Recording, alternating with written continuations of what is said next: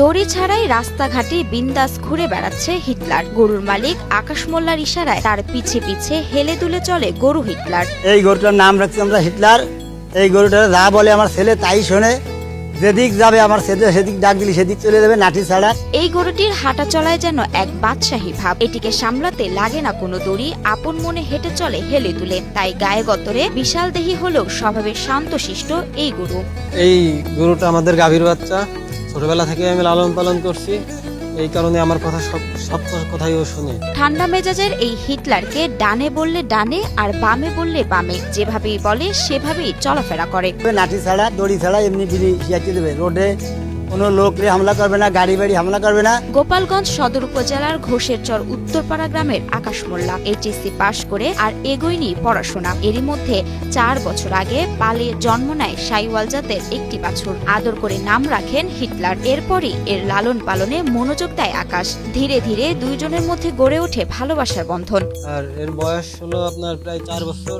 গত কোরবানির ঈদে বিক্রি করতে চাইলেও আর বিক্রি করা হয়নি।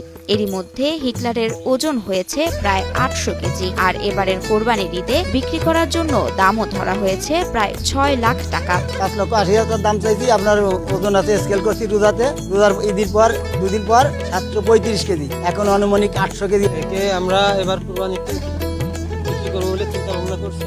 এর দাম চাইছি আমরা আজকের প্রাইস 5,80,000 টাকা।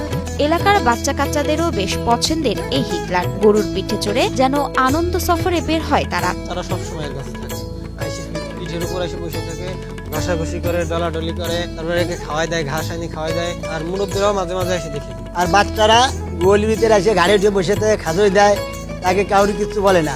ওয়ালটন আবারও মিলিয়নিয়ার অফারে ওয়ালটন ফ্রিজ কিনে আপনিও হয়ে যেতে পারেন মিলিয়নিয়ার। গোয়ালের বাইরে রাস্তায় হিটলার বের হলেও তাকে ঘিরে ধরে এলাকার শিশুরা। মাথায় আর গলায় হাত বুলিয়ে আদরের জানান দেন ছোট্ট শিশুরা। খেলা করি, গল্প করি, গরু ঘাড়ে উঠি, ঘাড়ে উঠি অনেক মজা করি।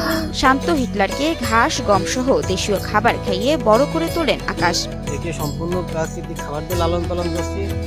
যেমন আপনার কাঁচা ঘাস, খড়, গমের ভুসি, গম ভাঙা, তারপর ভুট্টা ভাঙা আর তুলোর ফুল, এগুলো দিয়ে একে লালন পালন করছি।